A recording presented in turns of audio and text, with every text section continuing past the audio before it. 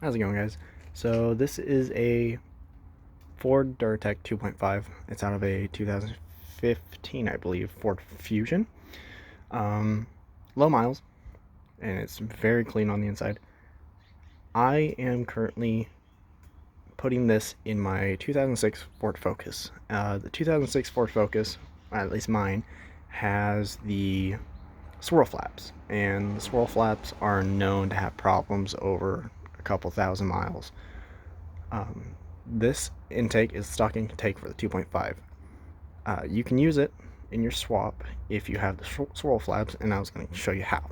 So the one of the runner plenums that I am using is the plug-in one, and I have it mounted kind of where it would be for the stock 2.3 manifold. I just have two screws there, and there's a little nub that used to be on the back. I got that off so it sits flush, and I'm running the vacuum hose up to the running controls, and I'm gonna figure out a way to mount those so they're up there, not zip tied in some weird location where I can't get to them if I need to. So I'm probably gonna make a little aluminum bracket, put it there. Should be good. You need to have those and the plenum, otherwise you're gonna have to check engine light.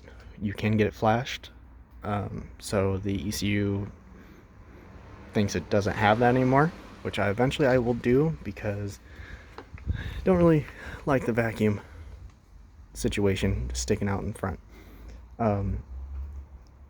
Now you can use the 2.3 intake.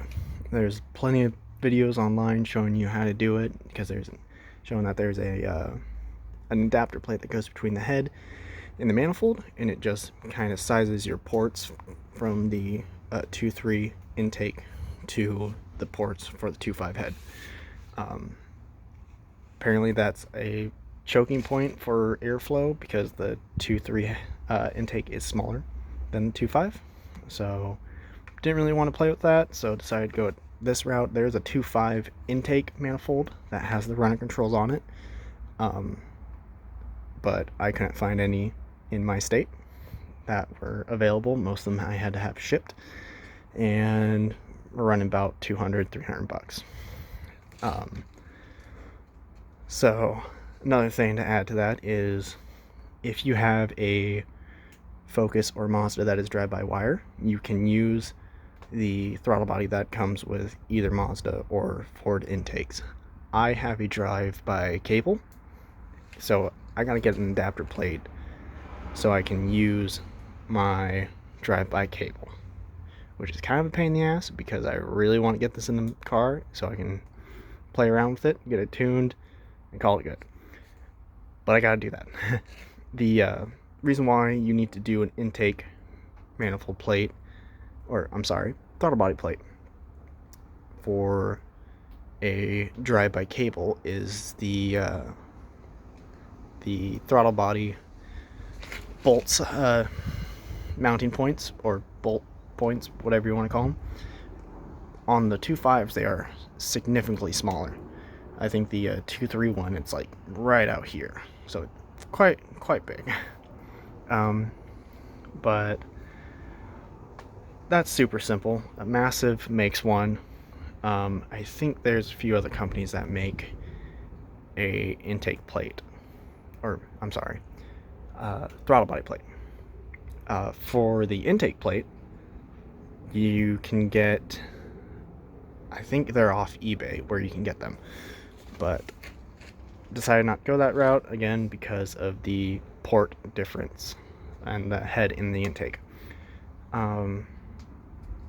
Other than that, it's pretty straightforward. I gotta get a delete kit for the VVT up top, which is this guy right here. Since my car does not have that, it's basically just like a little plug that goes in there, and then I can get like a little cap for that and call that good. Everything else for my car is pretty much plug and play. I'm gonna run the injectors, and I've heard that can cause problems, but most people say it does not matter because the ECU will trim the fuel levels to be okay. And then the other thing I have to get, and if you are 2.5 swapping into a Mazda or a Ford, The Fusion timing cover is at a slant. So when you put in the car, your motor is going to be tilted, and that's not really good because it can cause really bad vibrations for the motor, and I'm pretty sure you could feel it in the car. Now I'm going to be using a Mazda 2.3 timing cover, which will sit level with the motor mount that's currently in the car. Now the you need to use a 2.3 timing cover because the 2.0 timing cover is apparently a couple inches shorter, so your deck height will not be the same.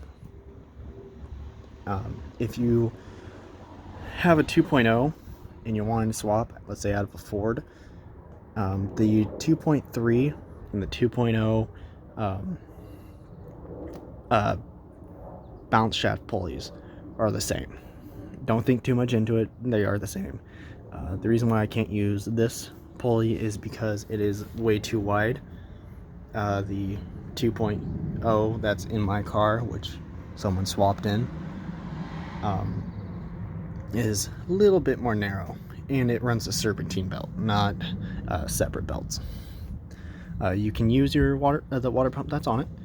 The AC mounts differently for the 2.5s, so this is where the AC would be, and it mounts kind of a little bit lower, kind of like right there. The AC on the 2.0 mounts kind of tucked up right in here, and then the alternator is on the different side, so that's not a problem. You can reuse your stuff out of your 2.3 or 2.0. Other than that, it's pretty simple. I am keeping the 2.5 valve cover and the oil pan because I kind of like where the dipstick is. Kind of tucked up out of the way. On the 2.0, that's currently in my car, it sits like right here, and it's really close to the radiator. Don't really like that. Kind of like there to be space, but it's a pretty simple swap. If you guys want, I will make more videos, explain more, or if you guys like a follow-up video with anything I've said, let me know, and I will definitely do that. Until then, see you guys later.